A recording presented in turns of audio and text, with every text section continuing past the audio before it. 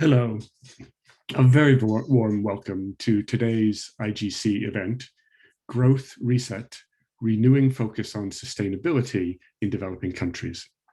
I'm Jonathan Lee, the Executive Director of the International Growth Center. We're delighted to have over 270 participants connecting via Zoom and Facebook from more than 50 countries. The top 10 include Bangladesh, France, India, Spain, Brazil, Kenya, the Philippines, South Africa, the UK, and the US. We're delighted to have all of you with us. Before we get started, a couple housekeeping items. Attendees have been muted to minimize the background noise. Following the initial panel discussion, we're going to open up the discussion to the audience, so please type in your questions in the Q&A box at the bottom of your screens. Please make sure to include your full name and organizational affiliation. We are recording today's session, and a video and audio recording will be made available on the IGC's website. I'd also like to point out that there'll be a brief survey immediately following today's presentation, so please take a minute to fill that out later on, as your feedback is really helpful to us. The world faces two profound challenges: the COVID-19 epidemic and climate change. And the challenges are greatest for developing countries. Over the past 3 decades, economic growth has lifted billions of the world's poor out of poverty, cutting by half the numbers in extreme poverty. But the pandemic has reversed that trend, increasing poverty across the developing world. Those pressures are increasingly reinforced by climate change, as the communities most vulnerable to the effects of climate change are in developing countries. And their rising energy needs, especially in middle-income countries, will be the greatest source of increased emissions in the coming decades. So, while global attention has focused primarily on the responsibilities of the largest and most advanced economies, and the new commitments made in last week's Leaders' Summit on Climate were an important step, the challenges facing developing countries are immense. As our opening speaker, Nick Stern, has repeatedly made clear, these challenges can only be met through sustainable growth. Making economic growth sustainable means ensuring it is inclusive and improves social and economic well-being without compromising our natural environment. Achieving this will require enormous changes in how we live, move, and work. For developing countries, sustainable growth is crucial to driving rising living standards and eliminating poverty.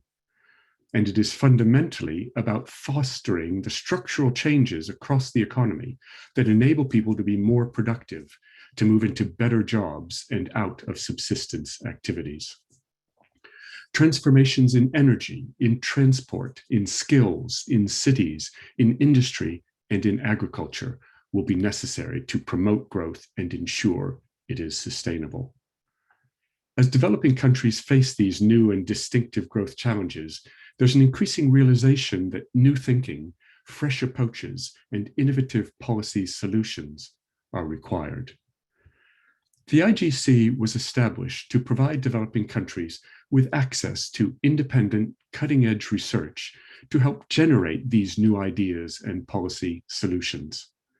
The approach recognizes that knowledge generation to support policy will be most effective if it is based on sustained collaboration between researchers and policymakers, from agenda setting through to decision making. We have 10 resident country teams across Africa and South Asia. These long-term partnerships with governments enable us to work collaboratively to identify policy challenges and develop the evidence and innovative solutions needed to enable better policy decisions. Developing countries face enormous challenges in transitioning to new, sustainable growth paths, but they also have enormous opportunities. Half of the infrastructure Africa will need by 2050, and 2/3 of the cities are yet to be built. Redesigning that infrastructure to support the necessary transformations in energy, transport, skills, and cities, and redesigning regulation to enable disruptive innovation locally and foster learning from elsewhere will be crucial. So too will identifying short-term priorities, such as aggressive action to increase energy access through distributed renewable energy, as we are supporting through our energy call to action, and concerted efforts to cut pollution, which is shortening lives across the developing world, and where reductions can also reduce carbon emissions. The challenge of building back better from the pandemic provides a once-in-a-generation opportunity to establish the foundations for sustainable growth across the developing world. Taking advantage of this opportunity will require evidence-based and innovation-led policymaking to support the transformative changes that will deliver rising living standards and reductions in poverty, while protecting our natural environment and increasing resilience to climate shocks. I would now like to welcome Nicholas Stern, I.G. Patel Professor of Economics and Government and Chairman of the Grantham Research Institute on Climate Change and Environment, as well as Senior Advisor at the IGC. Over to you, Nick. Thank you very much, Jonathan, and thank you to all the people listening to us and looking at us. It's very nice to be with you.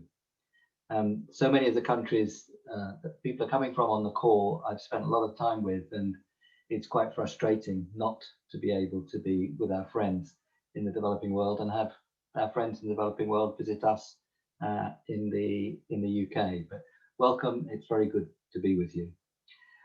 This is about, at least in the title, a great reset. So reset from what? Building back better from what? That's a crucial initial step. And another crucial initial step is that we're going to use the language of sustainability pretty heavily. So let's be clear what we mean by sustainability at the outset. So let me begin what I have to say with those two things. Sustainability, offering to the next generation opportunities at least as good as the opportunities that we had. That doesn't necessarily mean outcomes, but opportunities at least as good as we had. What affects the opportunities? It's basically the assets that we offer to or we leave for the generation that follows. The key then amongst those assets are the physical capital, the human capital, health and education and so on, the natural capital, the richness or our environment and our biodiversity, and our social capital. What kind of social institutions we have, what's the state of our trust and confidence in each other, and so on. So that's the definition of sustainability.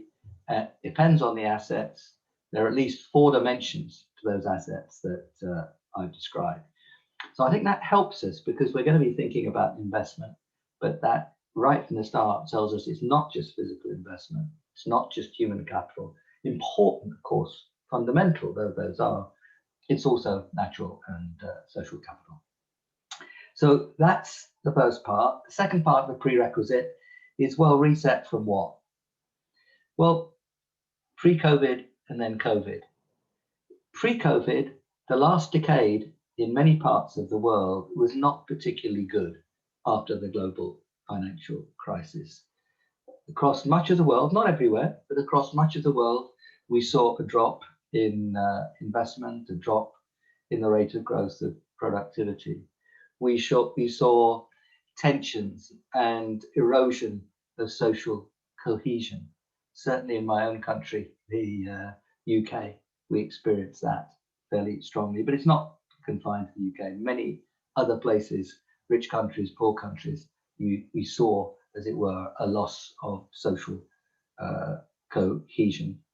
And we put more and more fuel on the fire of climate and biodiversity loss, with emissions continuing to rise.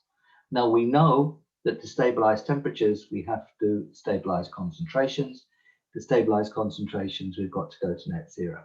So net zero is not some conspiracy of a few sort of people who are rather cuddly about the environment. It's just the basic physics. You're going to stabilize temperatures, stabilize concentrations, that's net zero. The earlier you go to net zero, the lower the temperature at which you stabilize. Roughly speaking, to stabilize at 1.5, it makes a lot of sense to try to stabilize at 1.5, you've got to go for net zero by mid-century. It's really basic physics, and we've become clearer about that in over the years.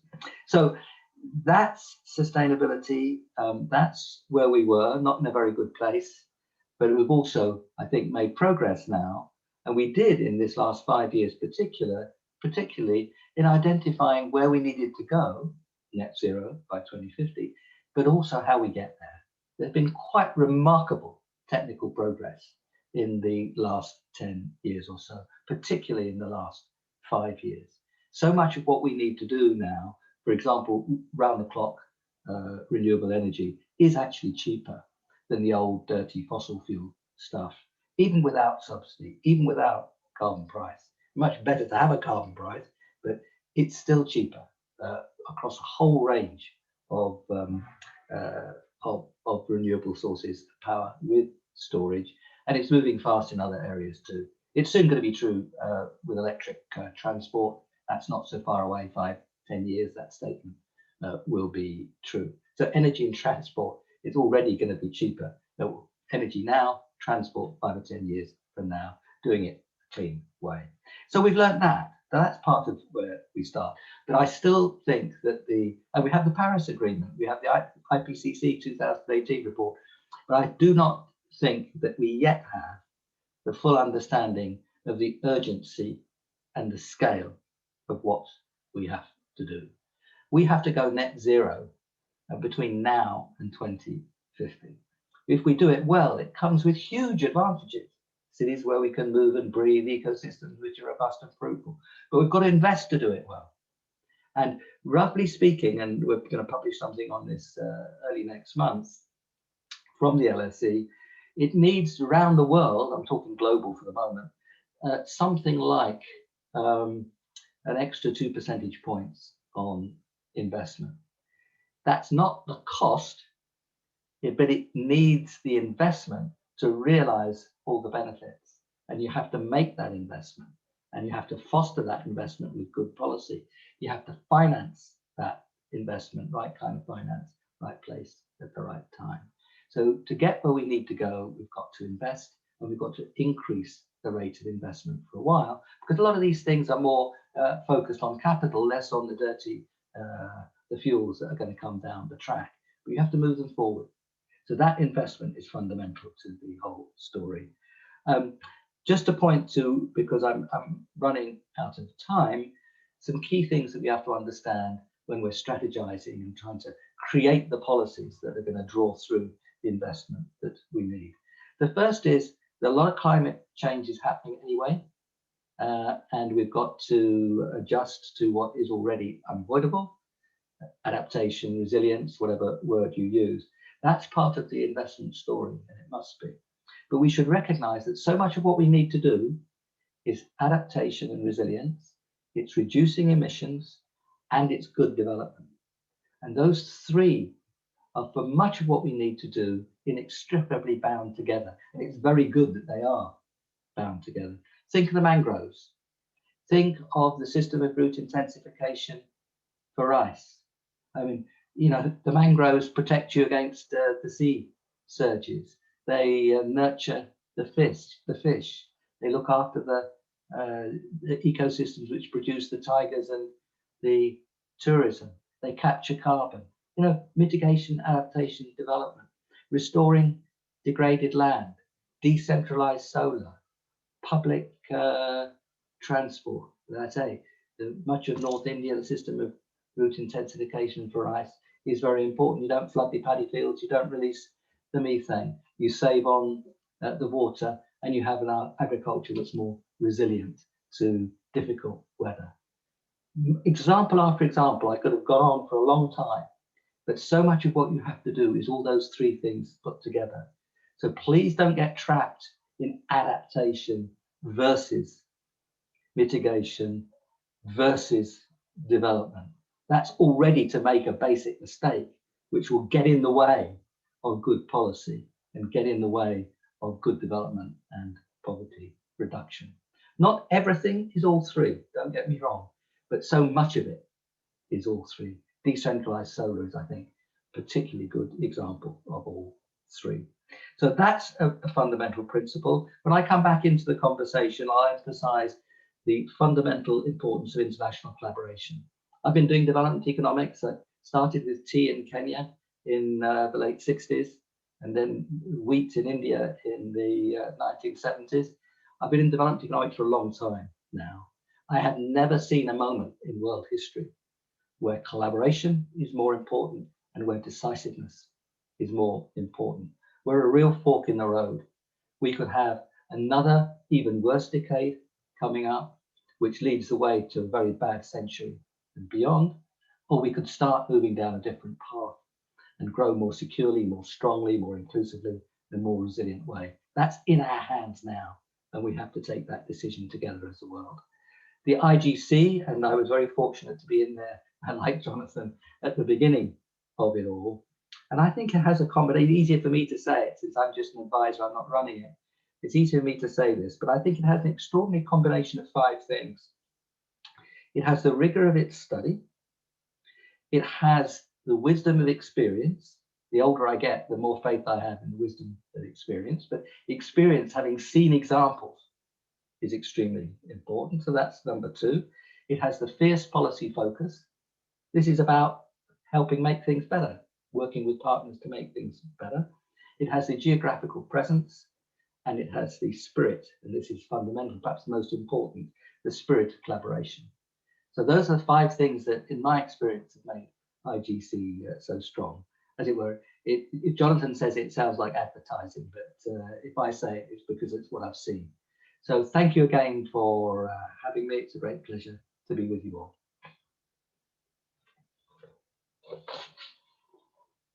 Thanks very much, Nick, and also for those words about IGC. Today, we want to discuss in particular the role of policy leadership, and especially at the national level, in generating and implementing the solutions for developing countries in order to achieve this sustainable and inclusive growth that we've been discussing. We're really fortunate to have 2 additional expert panelists with us for today. The first is Beatrice Chiza, who is the Director General of Environment and Climate Change in the Ministry of Environment in Rwanda. And the second is Professor Mar Rwanda, who is a professor at Northwestern University. Let me turn first to you, Mar. Mar's research focuses on the economics of energy, with an emphasis on the costs and regulation of emissions associated with electricity generation. And she's also, I'm pleased to say, a research program director for energy and environment at the IGC and co-author of our evidence paper on energy and environment. Much has been made of the short-run effects of COVID in reducing emissions, and I think many of us will have seen the striking images of a clear blue sky over Delhi. However, a recent study that you've co-authored, Mar, demonstrated that these short-run effects could easily be outweighed by the longer-run effects of a slowing of clean energy innovation, especially if the world were to experience a prolonged, or part of the world were to experience a prolonged post-COVID recession. Your findings suggest that even just pushing back renewable electricity generation investments by 1 year could outweigh the emissions reductions and avoided deaths from the first wave of the COVID crisis in March to June of 2020.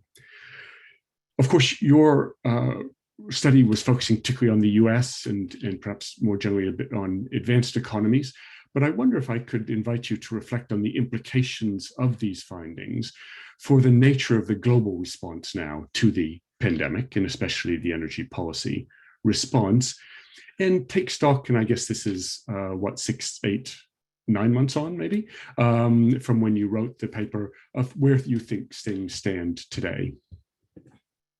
Yeah, thank you so much, Jonathan, for the invitation. So yes, with our paper, we were trying to highlight that there was a lot of emphasis on the short-run effects of COVID that had kind of some notes of great effects on the environment. With our paper, we wanted to highlight that what we need to focus on is on this recovery that Nicholas was talking about. So we want this sustainable recovery to happen, and we need to keep all our eyes on how the recovery is going to be regarding the energy sector. So is it going to be a recovery that's pushing renewables, or is it going to be a recovery that's pretty much the old model? We basically wanted to highlight that we need to think of COVID as an opportunity to, as Nick was saying, to reset and make it right, rather than as an opportunity to cut corners. So I am quite hopeful on that front, given the change of administration in the United States and given the EU Next Generation approach and emphasis on a green transition. So I think this post-COVID recovery that will involve a lot of public initiatives in investment, at least statedly, have a focus on a green transition. The key question is to make sure that actually the stated focus is actually happening when it comes to implementation. For developing countries, I think a key role of United States policy, EU policy, or more generally, more advanced economies policies is to generate R&D and innovation that can be effectively transferred to developing countries. So again, to the extent that we see these funds that are being earmarked for sustainable initiatives, to the extent that they happen and they speed up innovation in these sectors, I think it will be a net win. One thing that I'm concerned is maybe linking to what Nick was saying on it's not a trade-off between mitigation, adaptation, and development. I'm a bit concerned of the fossil fuel industry trying to expand in developing countries as a way to get out of the crisis and kind of generate growth. And this might be a short-run gain for developing nations, but it will be a long-run loss.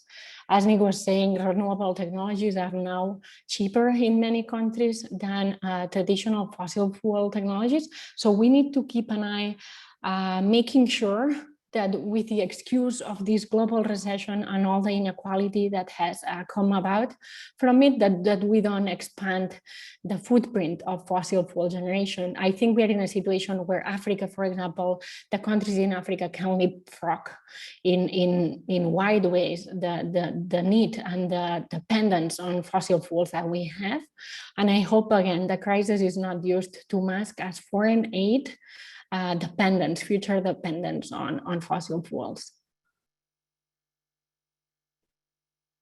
Great, thanks very much, Mar. Let me shift now to our final speaker, Beatrice Chiza, who, as I mentioned, is the Director General for the Environment and Climate Change in the Ministry of Environment in Rwanda.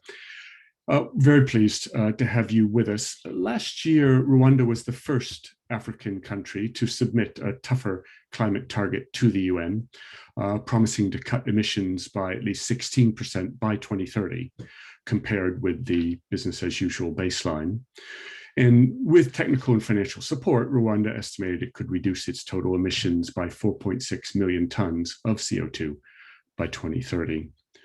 What key measures are needed to achieve Rwanda's new targets?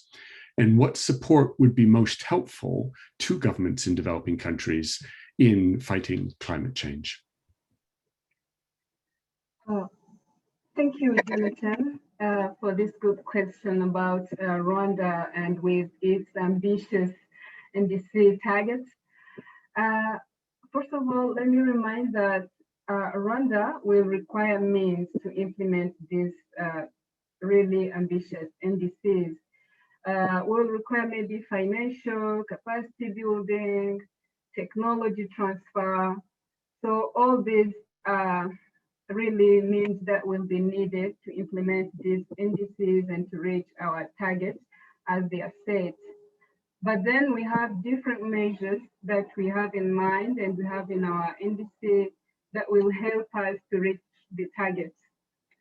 Firstly, the key measure to achieve these targets, I would say to make the NDC targets known across all the sectors. This will be done through capacity building so that we can allow a number of actors in different sectors, different institutions in Rwanda and development partners of Rwanda, also different organization, national or international, to know those targets, because at the end, they are part of the implementers. The other second measure, what we see, is to have well-functioning monitoring tools. Those tools which will easy the tracking of the targets, to know really what are the targets, and also is the result-oriented reporting. And also the last one will be jointly plan with other sectors. As you know, the way they are set, not only the Ministry of Environment is involved in implementing those NDCs, but all other sectors, agriculture, energy, also all those different sectors are also involved in implementing the NDCs and in delivering into those targets. So we need to really work jointly with all other sectors hand in hand so that we can reach the targets as they're set. For other developing countries, what they can do really to support those developing countries, first thing will be collaboration, I think. Yeah, collaboration and sharing with other countries, what they have reached, what they have done as their strategies, how their strategies are set, and how they are doing in order to reach their own NDCs targets. But not only collaboration is needed, I think they also need support from maybe the climate finance support, which will give the finance support, and also they need the technical support. So all these are the support I think the developing countries really need. So in a nutshell, I can say that the developing countries will need the technical, the financial, and also the collaboration between countries. Great, thanks very much. Let me ask you one follow-up question, if I can, Beatrice, and really try to get you to focus in particular on the challenges of growth and sustainable growth. One of the expected impacts of climate change is to make rainfall more volatile in Rwanda. That clearly has potential implications both for key exports, tea, coffee, perhaps others, also for hydropower. And I just wonder if you could say something about developing government plans to try to ensure growth in the face of these challenges. The increase in rainfall volatile is really a consequence of climate change. And this is affecting most areas, especially agriculture is more vulnerable on climate change. But then Rwanda has different strategies in place to tackle this issue. And I can mention the strategic plan for agriculture transformation. We have the green growth and climate resilience strategy. We do have the strategic program for climate resilience, which is a holistic and multi-sectoral climate resilient investment plan. And all those strategies and programs are aligned to our Vision 2050 and definitely with the SDGs. So coming back to the question, Rwanda, through different strategies, as I mentioned them, has proposed different programs. For example, we have the program of smart agriculture under the strategy for agricultural transformation. This smart agriculture is, it includes smart irrigation. It includes programs like having farmers using surveillance tools to monitor their crops. It includes the programs like crop rotation. So all these programs that are put in place to really mitigate and to really be prepared for those climate change and rain change. Also, we have to develop and to introduce the climate resilient crops to farmers. And those are also used. so that they can be really prepared as well. And for hydropower, in these different strategies as well, one of the key program of action in our green growth and climate resilience strategy suggests to increase the renewable energy generation. So I think also this is one of the key strategy that will help into reducing dependence on the hydropower, thus also maybe mitigating that dependence on water and on rain water. Thank you. Great, thanks very much, Beatrice. Nick, I wonder if I could come back to you now. As we see vaccination gathering pace in the advanced economies, as well as continuing stimulus, and all indications are that growth is now restarting, the contrast is pretty stark with developing countries who were hit by a collapse in remittances and tourism, by adverse commodity price shocks, and a rise in capital flight, and haven't been in a position to fund the same kinds of recovery responses, or even in many cases to start vaccinations. You've talked about the need for a coordinated global response, and in particular the case for a global Marshall Plan to support recovery and transformation in developing countries. And I wonder if you could say something about what you see as the essential elements of that plan, and then if you could take it for us down to the national level and sort of how that you see that working in terms of complementarity with national policy. Thank you very much, Jonathan, and I enjoyed very much what Ma and Beatrice had to say. The Marshall Plan is not always a great way of describing it, but it's sort of caught on. But what is involved is driving out of this current recession associated with COVID through investment, and investment of the right kind. So you're driving onto a sustainable, resilient, inclusive growth path that really will look after us all in the future, particularly the poorest people who suffer most from climate change, whilst building in a resilient way. So that's the challenge. Investment is at its core. Of course, different kinds of investment done in different ways from the past, but investment at its core. And it requires international collaboration, and it will require finance. And in that sense, if you think of the Marshall Plan as investment, collaboration, and finance, then it's not a bad description. But of course, that was the United States to Europe, essentially. We live, and it's very good that we do, we live in a multipolar world now, with so many more countries taking their own decisions.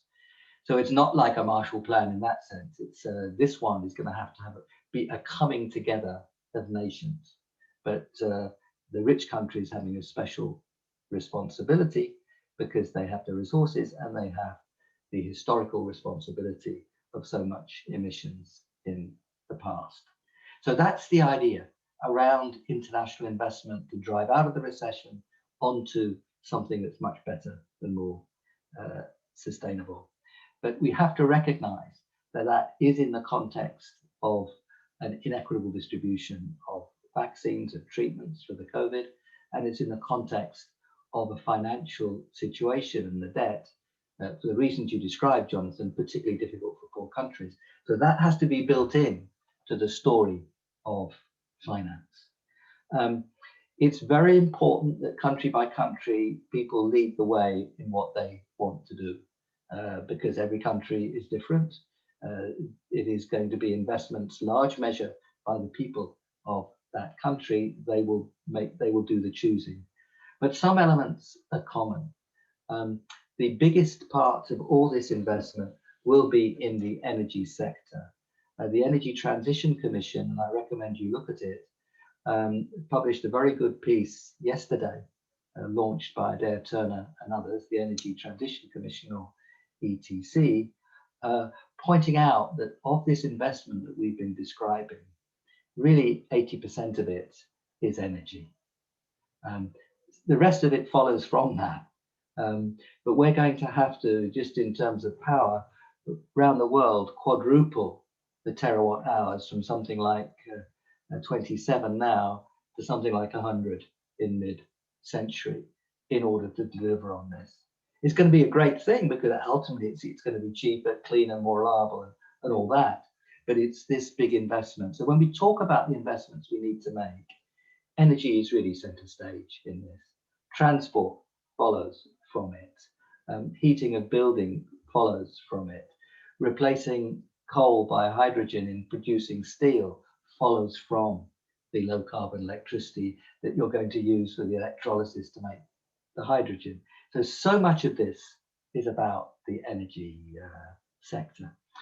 Another piece of it, smaller in terms of investment, but extremely important in the story, is natural capital and restoring our degraded lands, looking after our forests and our biodiversity and so on. So when we talk about investment, it's very important to recognize that the numbers are dominated by the energy sector in terms of what we have to do. It's also important to recognize that the poor countries are, or emerging market developing countries, are the most important source of growth in building infrastructure. That's a matter of fact, and we hope that fact gets more intense, not less intense. The developing countries that are showing the growth, but they're also the most vulnerable. So there's a sense now in which the future of the developing world lies in the hands of the developing world itself, not only, of course, in driving investments, that's always been true, but also through the story of emissions and bringing down emissions. And of course, you have to remember that the local benefits from air pollution, as you emphasized, and in so many other ways, are very strong as well. I've spent a lot of my time living in India. Our friends in Delhi don't need any persuasion about the importance of having cities where you can move and breathe and be productive. The most polluted cities in the world are in North India. But polluted cities are not confined to North India; they're everywhere. So that part of the local benefit is crucial, and we have to act now, or we'll get locked into the dirty ways. So it's absolutely urgent. Investment, I've described the kinds of investment. How do you generate that investment? How do you foster that investment? Well, it's the right policy and institutional environment. A lot of this stuff lasts quite a long time and requires revenue streams. So you've got to design pricing policies, revenue policies that give some kind of stability of revenue over a period of time. Period of time will be different for different kinds of investments. It'll be policies and institutional structures that will give the confidence on the revenue side to draw through the investment. And here, detail really matters about how you run the grids, how much of it even is within grids. But the detail of how that works is going to be absolutely crucial to drawing through the investment. Investment depends on confidence, particularly confidence about revenue streams and confidence about getting it done. Early stage risk is really difficult for a lot of these things. So you've got to have institutional structures that can take you through that early stage risk and finance that can take you through that early stage risk. So we've identified the areas of investment, and what I'm trying to do here, and it's the kind of thing that ITC does very well, is looking at the policies and institutional structures that can handle and reduce the risk on revenue sides, cost sides particularly, but also on the financial side, look after early stage risk. Here, development banks can be very important, including multilateral development banks, but not only multilateral development banks. And that leads me on to my last point, which is about collaboration. And the position, the debt position, finance position in so much of the developing world is really hard now. And that is going to require international collaboration to help get out of that. You've got to grow out of that. And if you have constraints which prevent you from growing, then you get locked back in a very difficult place. And we risk another lost decade for development. So collaboration around debt and finance are going to be extremely important. Some of us have been working very hard in these last few months for the 500 billion special drawing rights at the IMF. We're there in principle. We've got to get there, got to nail it down over these next few months, but we're there at least in formal agreement on that. But we've got to make sure that when those special drawing rights go out to countries, that particularly the rich countries put it into funds that could be used in a productive way to manage the liquidity crisis and to make these kinds of investments. The rich countries have got to get behind the multilateral development banks. They're very good at shouting at the multilateral development banks to do more.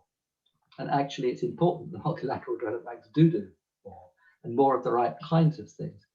But it's the rich countries that are the biggest shareholders. And they've got to enable those multilateral development banks to do more. You need a bit of tough love. You've got to do it better. And this is how you need to do it better. But it's got to have the love part is the resources, right? You've got to have the resources that enable the MDBs to step up more strongly. And at the moment, we hear a lot of telling of the MDBs to do things, but people are less forthcoming, the rich countries are less forthcoming in helping them with the resources to do that. You can always say to people, make better use of your balance sheets. Yeah, sure, you should make better use of your balance sheet. But if you're going to raise the flows, and we must raise the flows for the reasons we've been discussing, you're going to need the resources behind it. So it's a moment for decision, and it's a moment for collaboration. And I'd say in all the time I've been in development economics for more than 50 years now, I've never seen a moment like this on collaboration. We have a Keynesian demand problem. And we know that increasing demand in one country will actually increase employment and demand in other countries. Leakage, if you like, on the demand side. But if we work together, then that is much stronger. We have to set expectations about a higher level of investment in order for that investment to be drawn through. Investment is in large measure about expectation. So if we generate those expectations together, we draw through the investment more strongly. We're going to be driving down cost by going to scale. I mean, we all know the remarkable change, a factor of 10 on costs of solar and other power in the last 10 years or so. Similarly, in batteries, it's happening in electric cars, it's happened in offshore wind, but you need the scale to get there. India crashed the price for LED light bulbs by going at it in scale. So that's a third reason for collaboration around this special moment of new technologies. Of course, the fourth reason for collaboration is that these are global public goods, and you all know that story very well. But I've never seen a moment. This is on, whether it's stronger than this. This is on top of the usual gains from trade stuff that we teach our undergraduates. And that's not wrong, that's right. But this is on top of all that, the collaboration, and particularly, of course, as I've emphasized, in the area of finance and debt at the moment. This is absolutely not a zero-sum game. I've worked a lot in Africa and I've worked a lot in Asia, and I've learned a lot in each case. But sometimes you have people who are super keen on Africa, or people who are super keen on Asia, and they think investment in Asia is a conspiracy against investment in Africa and so on. This is absolutely not a zero-sum game. Africa's climate is going to be in 20, 30 years' time, will be determined in large measure by investments in Asia in the next 5 or 10 years. And of course, we all hope that Africa will grow sufficiently strongly that they themselves will make a big contribution to their own climate in terms of their own investments. This is collaboration, rich countries and poor countries, and rich countries facing up to their obligations to support this transition, given the history, given their access to technology, given their wealth. But it is also in large measure collaboration amongst the developing world also. So this is a special moment. Right. Thanks very much, Nick.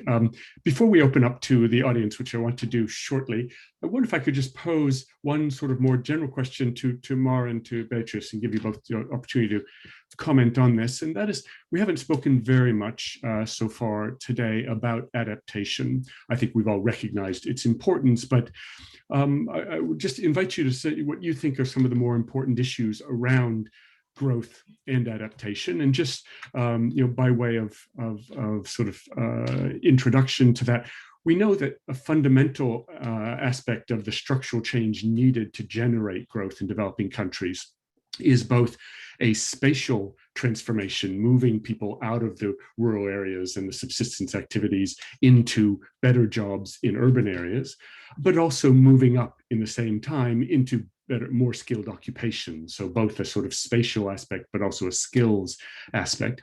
In both of those cases, those dynamics are taking people out of harm's way. From the standpoint of adaptation. So there's seems to be quite a deep link between some of the processes which are so important for growth and adaptation. But then there's also the issue of the role of the state in providing a safety net, and the role of social protection, which historically has not been well developed within the lowest income countries, but is increasingly important in terms of providing the support and basic services that the most vulnerable households need. So I wonder, Mar, if I could come to you first and then Beatrice, focusing particularly on adaptation, are there some key issues that you think need more work, need more attention, need more global focus?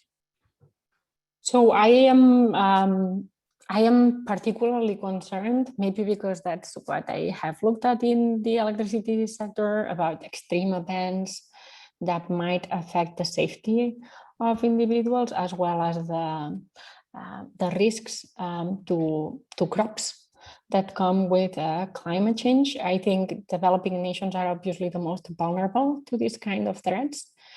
And I'm worried that too quickly we come to a comfortable place, like has happened with COVID, that we are fine having the US and most of Europe on a good trend and more or less vaccinated, or with the prospect of being vaccinated, and we kind of sit back and see the rest of the world really struggle in ways that are unacceptable. So I am quite worried about adaptation. I do think there is an opportunity to make adaptation changes that also embrace growth, for example, by making cities safer. As of now, most cities in developing countries and the sprawl in those cities are not safe to extreme events, not even close. So there's a lot of growth that will make them safer and more resilient to extreme weather events. But I do think, going back to who the culprits are of this whole thing and who should enable some of this change, I think honestly we shouldn't take away our responsibility in making sure that wherever growth happens in cities, because people are flocking to the cities, it's actually safe growth. I'm quite worried about a lot of people getting away from subsistence agriculture into cities. But then if there are some supply chain issues in these huge cities, it's unclear to me that they will be as safe as we perceive cities in Europe or in the United States. So I think we need to really make sure what we call resilient here in Europe or the US is also resilient in other parts of the world. I do think a lot of it comes with foreign aid that's properly earmarked to these purposes, and that actually facilitates some of these improvements in cities, in building envelopes, and in shelters, basically extreme weather shelters in these cities. But it's something of concern. We see it often with flooding events, with extreme heat events, with pollution events that also kill people, maybe not as immediately. So I do think there's a lot of work to be done, and we should not take our responsibility away, but also a lot of opportunity. So I don't want to diminish the opportunity of making cities resilient and safe. But without the proper investments, they could be extremely dangerous in the face of extreme events. And that's something that we should keep an eye on. Great. Thanks very much, Mar. Beatrice, just from you, quickly, if you will, so we can open up to the general questions. What do you think are a couple of key issues from Rwanda's perspective around adaptation? Well, as Mar has said, if I can also mention about this issue of leaving no one behind. As she said, if what we call resilient in USA, in Europe, should be what we call resilient in Africa. So I think one of the issues is inclusion of everyone and every country in coming together to put together measures that will help us in adaptation.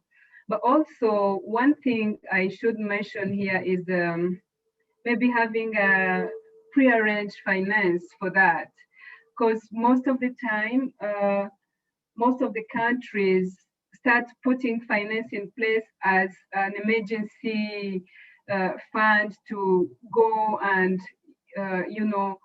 use it when things have already happened, when there are disasters. So I think if countries can be able and developed and all developing countries also can be able to put in place some prearranged finance that are there on hold and, waiting and just waiting to mitigate, but also for adaptation. That will be a good thing, as most of us, most of the countries have been really working on the crisis area. And when there is a crisis, when there is disaster, so that's when they intervene, and sometimes the funds get really to the vulnerable people very late. So I think this prearranged finance can be of help. Thanks very much, Beatrice. Okay, well, let's open it up to questions. We have lots of questions streaming in, so keen to get to those. So the first is from Dr. Monirudzaman from the Bangladesh Institute of Governance and Management in Dhaka. And he has a question about the long-term impact of COVID-19 in developing countries. So what long-term impact do we expect to see in developing countries? So Nick, I wonder if I come to you and if I could ask all the panelists just to keep your answers short so we can get through a number of questions. The long-term impact depends on how we handle the crisis.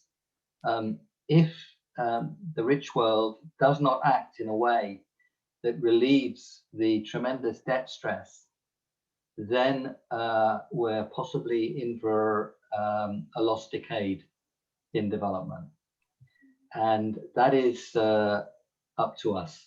That's why I emphasize, for example, the SDRs. So if we change our ways, we see this as a moment for investment to drive out of the COVID recession and onto a new path, then tragic though it has been, there's at least one positive side to the story. If we prevent the investments taking place, particularly by not helping on the debt front, then we will pile tragedy on tragedy. So it's really up to us. Thanks. Any other comments? Beatrice, anything you would add in terms of the long-term impact of COVID on developing countries? Yeah, if I can add on that, the long-term impact I see would be on how we handle our, how we develop our strategies and our plans as to prepare for the next next pandemic or other global crisis, how we prepare. So I think the long-term impact will also depend on us, just as Nicholas said, the way we handle this crisis as of now. If we work together hand in hand as different countries and we handle it as one country or as one global voice, I think we can not have a very tough impact, and we can have really clear ways on how we can handle it in the long term. Great, thanks, Beatrice. Maura, I wonder if I could put to you a second question that's come in, and it's around intellectual property. And the question is from Aditya Subramani, who's an LSE student here in London. And his question is, to what extent do you think the current intellectual property regime would hinder or support technology transfer in terms of collaboration between developed and developing countries in respect to key climate change, mitigation, and adaptation? Yeah, I think I honestly am not very familiar with international laws regarding technology transfer, but I guess the broader big picture answer is that it should be made as easy as possible. Both the property right in itself, but also the know-how of how to use these technologies, how to deploy them, how to cut costs. So I think it is really crucial in terms of renewable development, on how to better deploy medium-sized grids, how to make them cost-effective, how to work with new battery technologies. Can we again transfer that technology quickly? Also, in terms of negative emissions, if we manage, it should not be in the hand of a few to handle these technologies. So I think it is crucial based on what we see. I was very excited with all the R&D effort for COVID, and I thought it could be a precedent to what we need to do. There are key defined questions that might not have the best answer yet. And if we can make a big kind of call for action and have many teams try to find solutions, I think that's the right approach. But in my opinion, once we find a solution, we should find a way to make it available to all. And this is something where we seem to have failed a bit. Great, thanks. Any quick comments on that before we move on? Either Nick or Beatrice, do you want to make any comments on the intellectual property? Yeah, actually, this is one of the places where I think the problem is overdone. India has been a big leader on solar energy. There's a lot of competition in these areas. It's not like a formula for a particular drug. Much of this, decentralized solar is, as Mar said, it's about know-how, how to make it happen, rather than the proprietary technologies as such. And that, of course, know-how, how to make it happen is very important. And I'll give you one example. Where I don't think the UK is necessarily very good at many things, but one or two things. And one of the things it's not bad at is managing grids. And we've got a lot of experience of doing that quite well. And it's one of the reasons why renewables have been able to come on so strong in the UK. But that's not a proprietary piece of equipment. It's actually understanding about how best to make these things work. And all the regulatory and land ownership and difficult problems that can arise. So I think it's, as Mar was saying, more of a know-how story rather than a technological, proprietary, intellectual property rights story. Okay, great. Beatrice, any quick comments before we move on? The quick comment I had is just around what other panelists had just said on the intellectual property.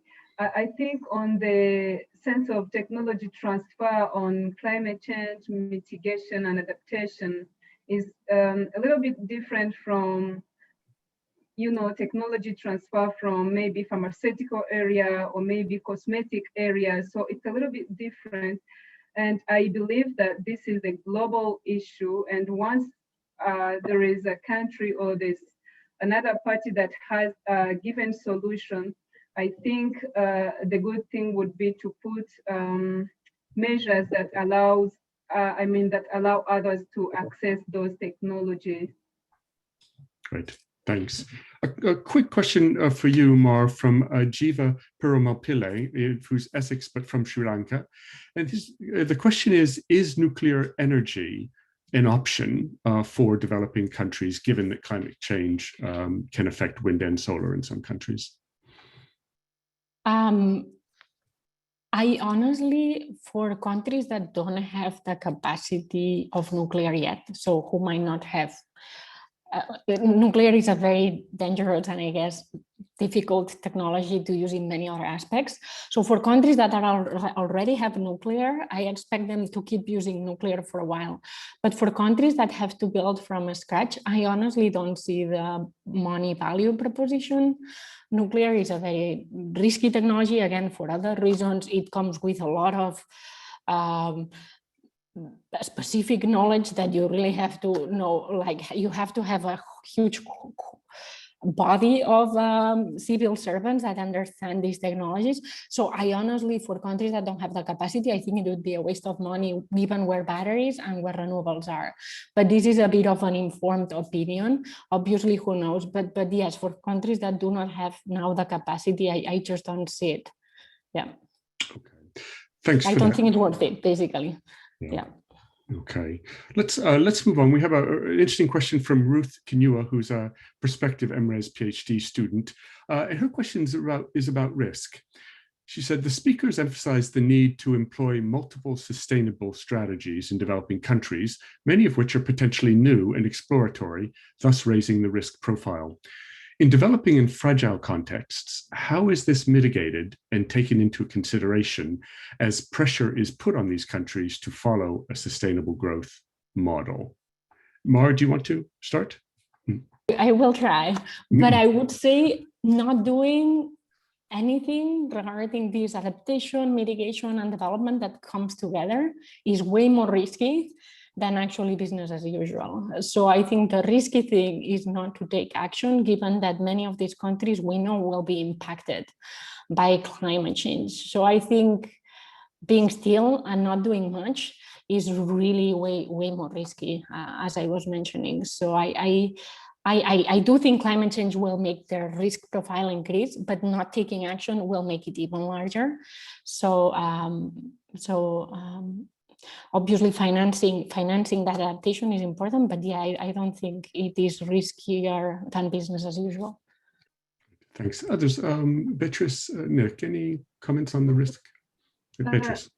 I just wanted to add that I don't see much risk as in just staying still, as every country at the end of the day, even if they implement those different strategies, they take actions, but they do translate them into their country context. So I think this helps also country not to just jump into technologies or jump into strategies and then implement them blindly, but they do also take them into account into their own country context. I fully agree with what both Beatrice and Mar have said. The most risky option is just carrying on as if this problem was not there. And that is profoundly risky in the short run, in the medium run, and in the long run. Life is risky, so the challenge is to manage risk by preparation, planning, choice of technology, building know-how. So much of what we need to do, we actually know quite well. I mean, looking after mangroves is not a high-tech story. It involves skills and understanding and local knowledge and so on, but it's not high-tech as such. So much of restoring degraded land, water harvesting, terracing in various ways. It involves investment. It involves careful investment, but it's not, as it were, new, highly risky technology.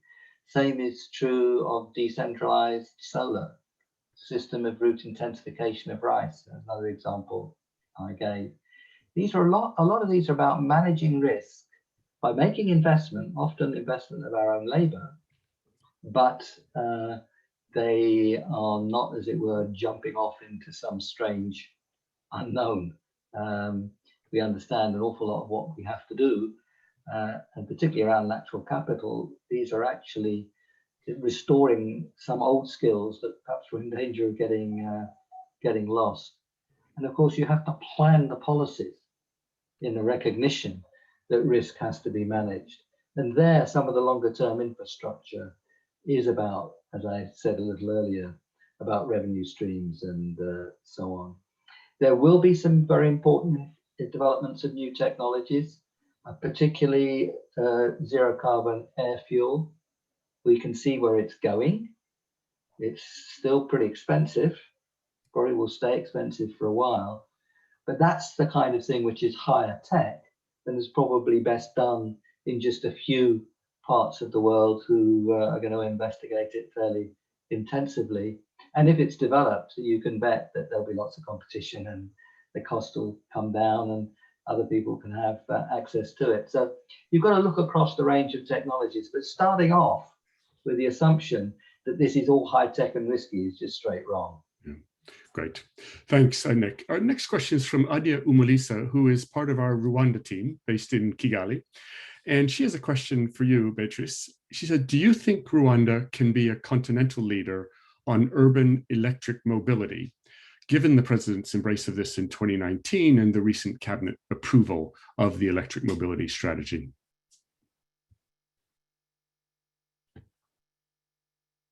I think you're on mute, Beatrice.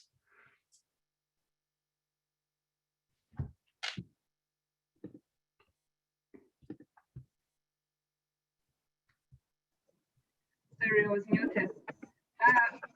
Leading the continent, that one I wouldn't pronounce, as I don't know what other countries are up to.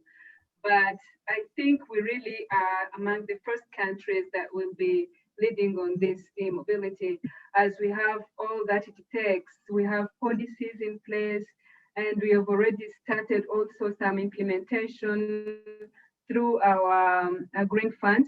With the Green Fund has been funding different initiatives. So I think, yeah, we can lead in the country. Mm-hmm. Thanks.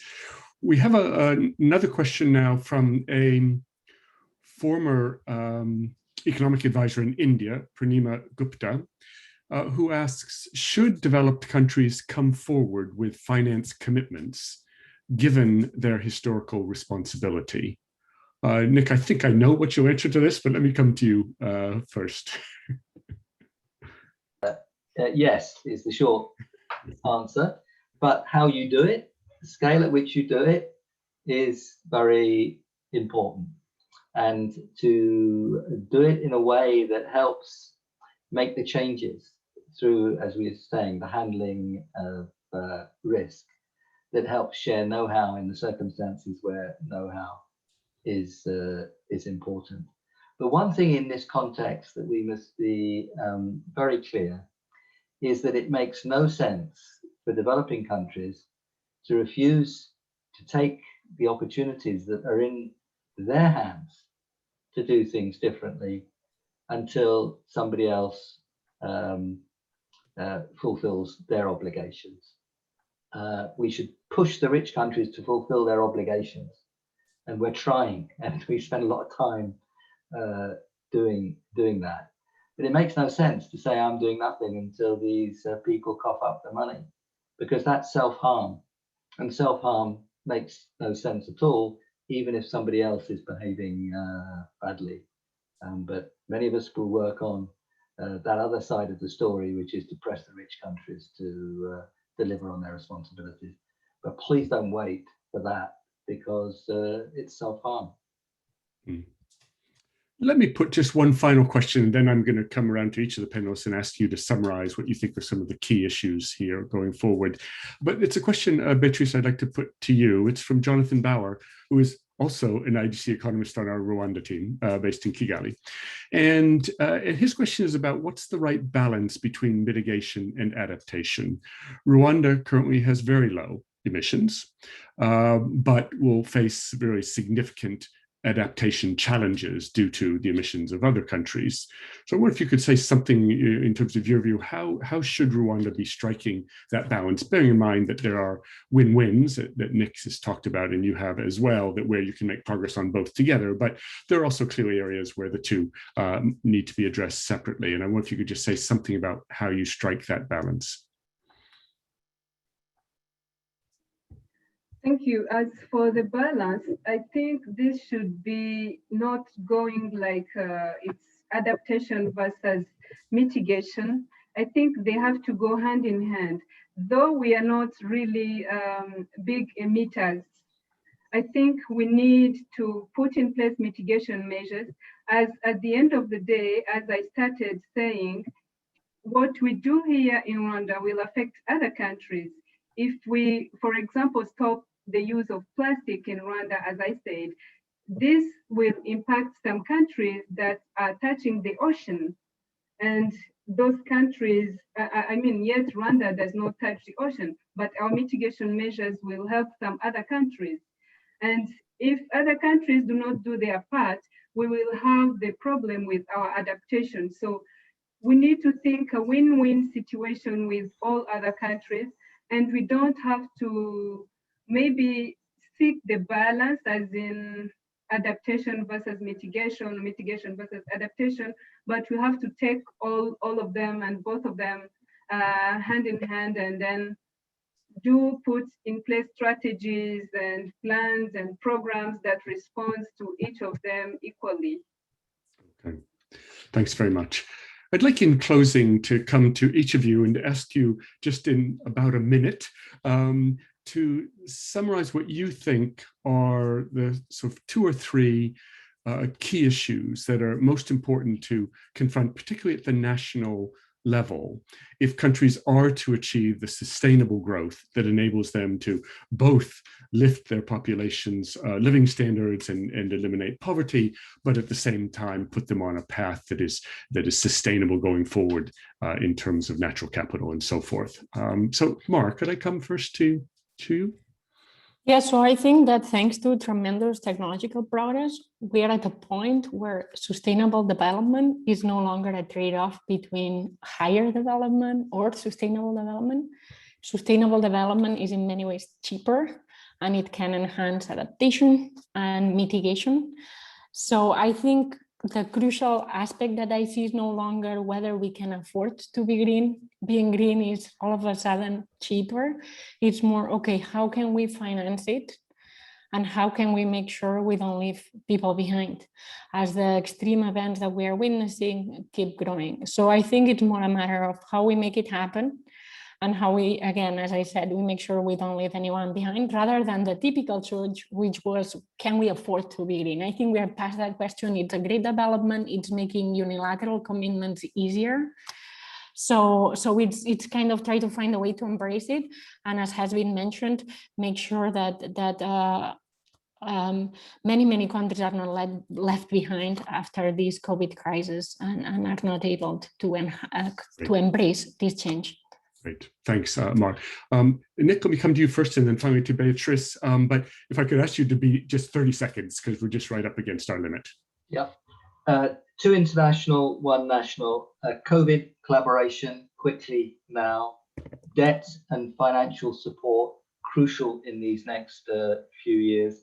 But country by country, to set out a clear plan for investment in physical, natural capital, so that the investment we want to foster can recognize where it's going and manage the risks in that way.